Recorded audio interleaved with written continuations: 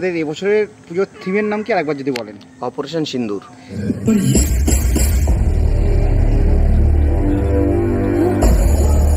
সন্তোষ মিত্র স্কোয়ারে অপারেশন সিন্দুর হয়েছিল, আপনাদের এখানে অপারেশন সিন্দুর করছে।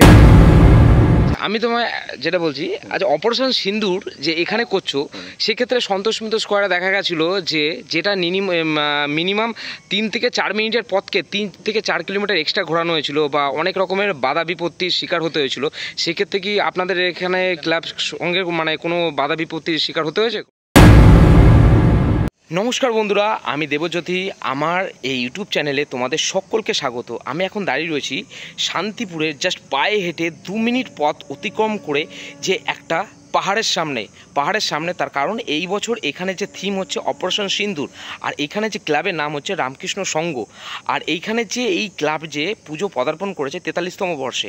আর তোমাদের বলে রাখি যে সবচেয়ে বড় বিষয় হচ্ছে এখানে যে থিম হচ্ছে অপারেশন সিন্দুর, সেটা জানতে হবে যে অপারেশন সিন্দুর করতে গিয়ে এদের কোনো পুলিশি সম্মুখীন হতে হয়েছে কিনা বা কোনো অসুবিধার সম্মুখীন হতে হয়েছে কিনা সেটা তো জিজ্ঞাসা করবোই। যেহেতু আমরা দেখেছি যে সন্তোষ মিত্র স্কোয়ারে যে অপারেশন সিন্দুর করতে গিয়ে যে বিভিন্ন সমস্যার সম্মুখীন হতে হয়েছে, বা যখন পুজোটা হয়েছিল যে প্রতিটা সাধারণ মানুষকে যেখান থেকে স্টেশন থেকে 1 থেকে 2 মিনিটের পথ হেঁটে সন্তোষ মিত্র স্কোয়ারে চলে আসতে পারে, তাদেরকে প্রায় 3 থেকে 4 কিলোমিটার এক্সট্রা কিন্তু ঘোরানো হয়েছিল।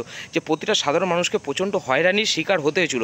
কিন্তু আমরা যে ক্লাবের যে সদস্য তাদের থেকে জেনে নেব যে এখানে অপারেশন সিন্দুর করছে বলে যে এখানে কোনো অসুবিধার সম্মুখীন হতে হচ্ছে কিনা বা এই পুজোতে বিশেষ কি চমক আছে।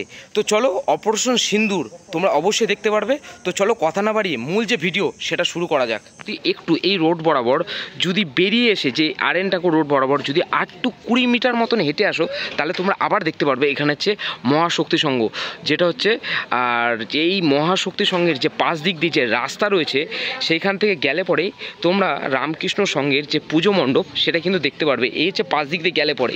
আর সেইটা তোমাদের বারংবার বলছি, তার কারণ রামকৃষ্ণ সংঘের এবছরের থিম হচ্ছে অপারেশন সিন্দুর, অভিনব একটা উদ্যোগ, যেটা তোমরা কলকাতা সন্তোষ মিত্র স্কোয়ারে হয়তো দেখেছো, কিন্তু এই বছর রাসে শান্তিপুরে কিন্তু করতে চলেছে অপারেশন সিন্দুর।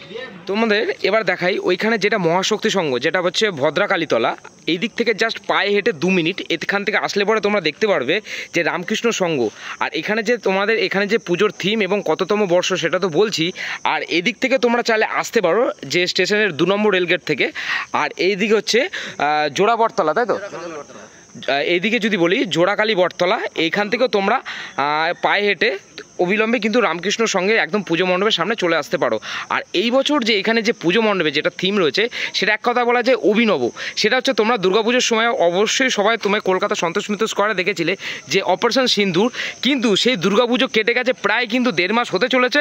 আবারও কিন্তু তোমরা দেখতে চলেছো সেই অপারেশন সিন্দুর, তাও আবার হচ্ছে শান্তিপুরের রাস পূর্ণিমায়। আর দেখো এখানে কিন্তু রীতিমতো যে পাহাড়ের কাজ প্রায় সম্পূর্ণ হওয়ার মুখে।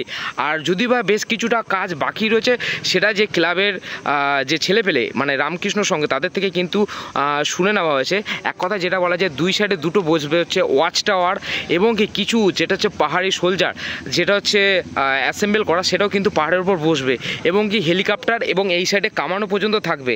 আর এই যে সম্পূর্ণ যে অভিনব যে পাহাড়ের মধ্যে সবচেয়ে যেটা বিশেষ আকর্ষণ, যেটা হচ্ছে 3D প্রজেক্টরের মাধ্যমে যে অপারেশন সিন্দুর, যে আমাদের পেহেলগাঁও অ্যাটাক, তারপরে ধরতে গেলে যে তার যে বদলা অপারেশন সিন্দুরের মাধ্যমে যেটা নেওয়া হয়েছিল, সেটা কিন্তু এইখানে যে 3D প্রজেকশন, অর্থাৎ এইখানে লাইটিংয়ের মাধ্যমে যে পাহাড়ের উপর পড়বে, এটা কিন্তু দেখানো হবে। এক কথায় বলা যায়, যারা সন্তোষ মিত্র স্কোয়ারে গিয়ে তোমরা এই যে অভিনব অপারেশন সিন্দুরের শো ঠিকঠাক মতনভাবে দেখতে পারোনি বা দেখোনি, যেহেতু অত্যাধিক ভিড়ের কারণে তোমরা চলে আসো শান্তিপুরে রামকৃষ্ণ সঙ্গে তোমরা এসে অপারেশন সিন্দুরে যে শো সেটা কিন্তু দেখতে পারবে। আর যেহেতু পুজো উদ্বোধন হবে 4 তারিখ, আর আজকে হচ্ছে 2 তারিখ, সেটাও কিন্তু যেদিন পুজো উদ্বোধন হবে সেদিনও কিন্তু তোমাদের এই শো কিন্তু দেখানো হবে। আমি তোমায় যেটা বলছি, আচ্ছা অপারেশন সিন্দুর যে এখানে করছো সেক্ষেত্রে সন্তোষ মিত্র স্কোয়ারে দেখা গেছিলো যে যেটা মিনিমাম 3 থেকে 4 মিনিটের পথকে 3 থেকে 4 কিলোমিটার এক্সট্রা ঘোরানো হয়েছিল বা অনেক রকমের বাধা বিপত্তির শিকার হতে হয়েছিল। সেক্ষেত্রে কি আপনাদের এখানে ক্লাব সঙ্গে কোনো বাধা বিপত্তির শিকার হতে হয়েছে কোনো রকম? এই মুহূর্তে আপাতত কোনো রকম কোনো বাধা বিপত্তির কোনো সৃষ্টি হয়নি এবং হবেও না। আমরা সমস্ত নিয়ম নীতি মেনে এবং প্রশাসনিক সমস্ত নিয়ম নীতি মেনে প্রশাসনের কথা মতো আমরা সমস্ত জিনিসপত্র করছি। আর এই বছর অপারেশন সিন্দুরই মানে কেন মাথায় এলো যে এই বছরে যে অপারেশন সিন্দুরই করবো, যে শান্তিপুরের রাজ একটা আবেগ, দেশের ক্ষেত্রে একটা আবেগ, প্রত্যেকটা মানুষের দেশ আগে, সবার আগে তো দেশটা একটা আবেগ কাজ করে, সবার মনের মধ্যেই কাজ করে, এবং এই আবেগটাকে ধরে রাখার জন্য এবং মানে পরবর্তী জেনারেশন জানে আরও ভালোভাবে উদ্বুদ্ধ হতে পারে, সেটা চিন্তাভাবনা করেই আমরা এটা করেছি। সেটা তো অবশ্যই। আর এখানে যে শোটা দেখা হবে এটা কি সেই থ্রি ডি প্রজেক্টরের মাধ্যমে কি শো দেখানো হবে? একদম খুব সুন্দর প্রজেক্টরের মাধ্যমে, 3D প্রজেক্টর মানে এইচডি ইয়েতেই হবে, ঠিক আছে, খুব সুন্দরভাবে হবে এবং দারুণ জিনিস দেখানো হবে, সেটা আমাদের কাছে চমক হিসাবে রয়েছে এখনো পর্যন্ত। উদ্বোধন কবে? উদ্বোধন 4 নভেম্বর।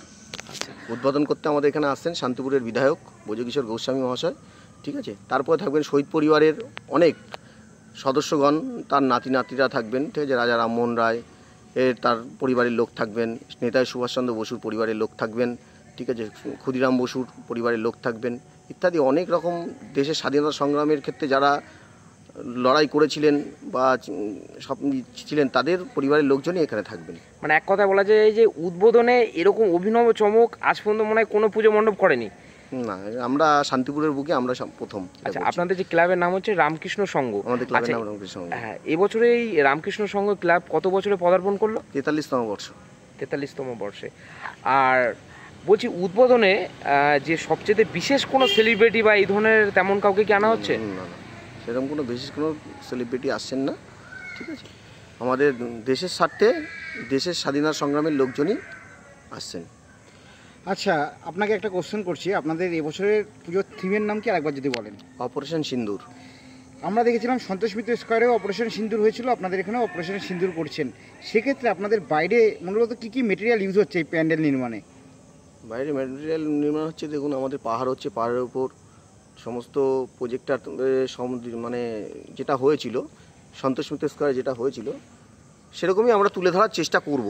আচ্ছা, প্রজেক্টর থাকবে? প্রজেক্টর থাকবে, মানে সন্তোষ মিত্র স্কোয়ারে আমরা যেমন দেখেছিলাম ফাইবারের উপরে প্রজেক্টরটা ফেলা হয়েছিল, লাইটটা আপনাদের এখানে কাপড়ের ডিজাইনের উপরে চলছে আমাদের কাজ, এখনো কাজ শেষ হয়নি, কাজ এখনো অনেকটা বাকি আছে, অনেকটাই বাকি আছে এখনো। আগামী কালকে পরশুদিন সকালের মধ্যে আমাদের ক্লিয়ার হয়ে যাবে সব, একদম ওকে হয়ে যাবে। উদ্বোধন কবে রয়েছে? উদ্বোধন 4 তারিখে, 4 তারিখে সেকেন্ড হাফে। আর নিরঞ্জন কবে? নিরঞ্জন আমাদের 8 তারিখে। 8 তারিখে, মানে 8 তারিখে অবধি আসলে মানুষ 8 তারিখ দেখতে পারবে মানুষ, 8 তারিখ অবধি। ঠিক আছে, ধন্যবাদ দাদা, থ্যাংক ইউ। তোমাদের এইখানে দেখো এই যে রামকৃষ্ণ সংঘের এই হচ্ছে পুজো মণ্ডপ। আর তোমাদের যদি এইখানে দেখায়, এখানে তোমরা একটা সরাসরি একটা কামান দেখতে পাচ্ছ।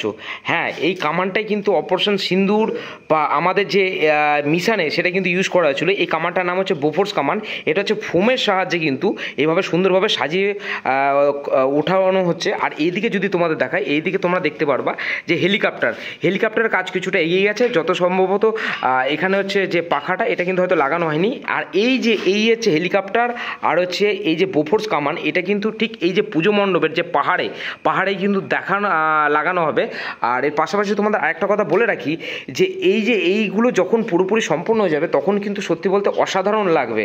আর তার পাশাপাশি আরেকটা জিনিস বলে রাখি যে এইখানে যে পুজো মণ্ডপ যেদিনকে উদ্বোধন হবে সেদিনকে যে বিশেষ কিছু অতিথি আসবে, তার মধ্যে অন্যতম হচ্ছে যে নেতাজি সুভাষচন্দ্র বসুর নাতি। আর তাছাড়াও বিশেষ আরও অতিথি আসবে, তো সেটা আমাদের যে ক্লাবের সদস্য আছে তাদের থেকে জেনে নেব।